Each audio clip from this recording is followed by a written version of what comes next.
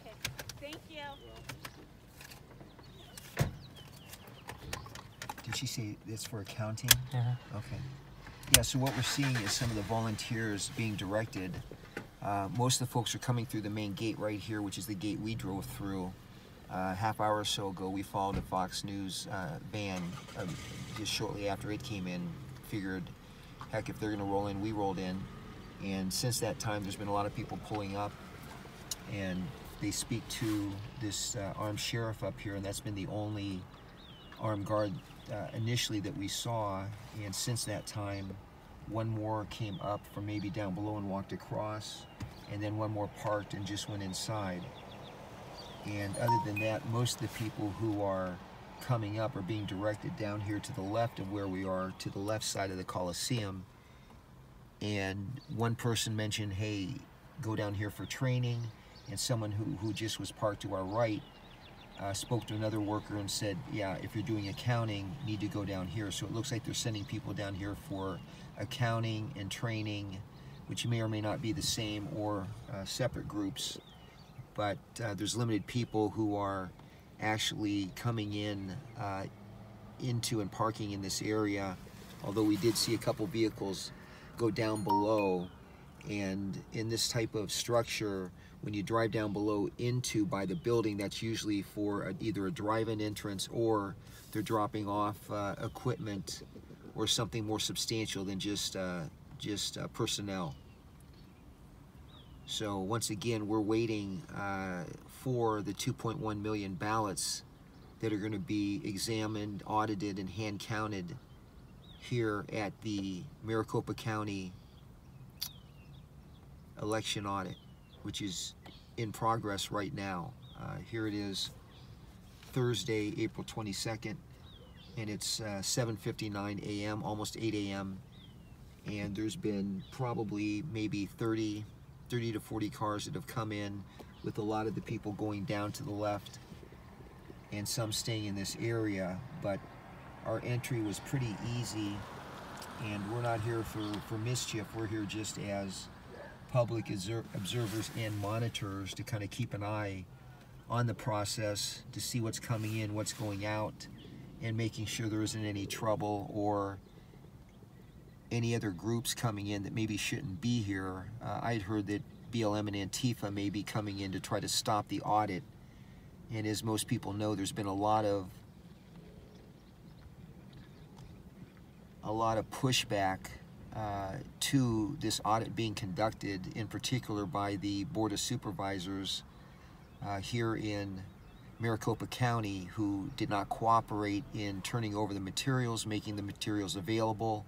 And when I say materials, I'm talking about the voting machines, the tabulators, the ballots, etc., everything involved in the election process, which I believe it was the state Senate finally had to bring repeated lawsuits, motions, and other actions just to get to this point, to be able to audit the ballots. And it was met with a lot of defense, and they're claiming, you know, once again, conspiracy theories and no fraud, and they're trying to play partisan games. But this is not partisan.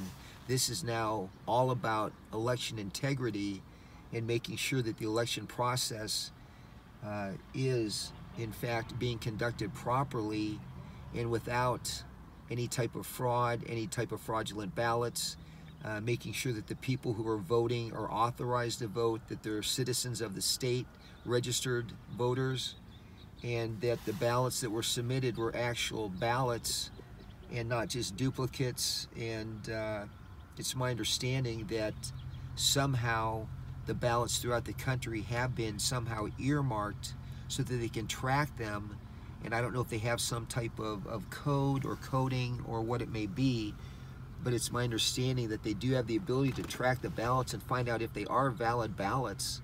And they were tracking them during the election and seeing big movements of ballots, you know, tens and hundreds of thousands of ballots being moved together as groups, which if they're all being voted individually, they shouldn't be moving around as groups. So they're looking to see, you know, what's here, what's happened, and to evaluate and audit the ballots that have been voted here in Maricopa County. And we are observing and monitoring that process as public citizens. And they wanted to have transparency, and we're trying to give you and give them a little transparency, as they also have cameras inside and are supposed to be having 24-hour surveillance and security.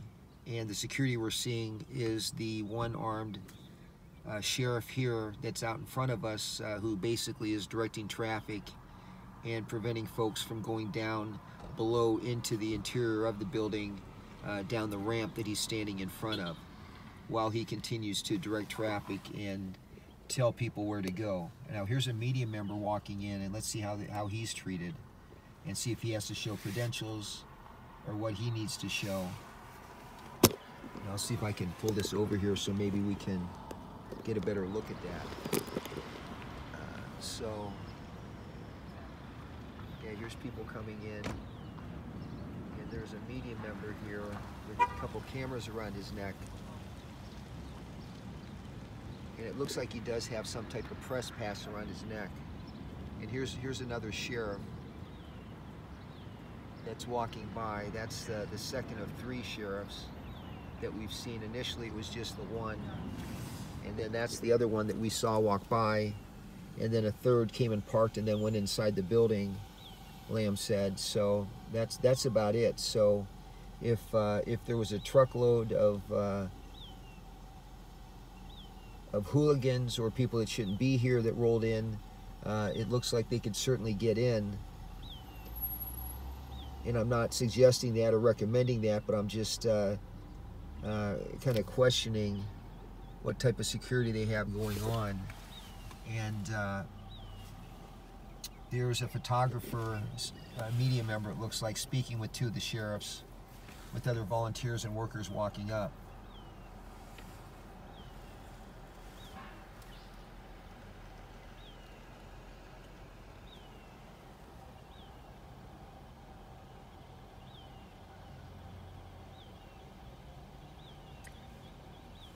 And that cameraman or media member, it looks like he did have media credentials around his neck. So I'm curious how they're going to process him and where they'll give him access into the building, or if they will.